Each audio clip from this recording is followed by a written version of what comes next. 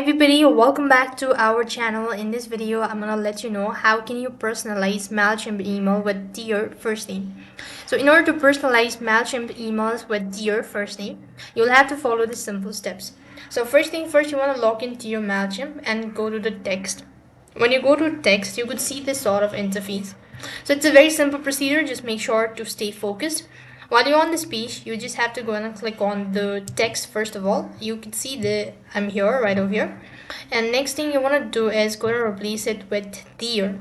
After you replace it with dear, then you want to go ahead and click on merge tips at the top of the page.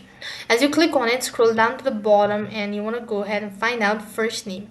When you actually press on that, you could see this sort of page where you could find the first name option. So you just have to go ahead and place it here and make sure that you've changed the default.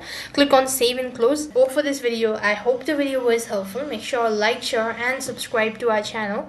Thank you for watching. See you in the next video.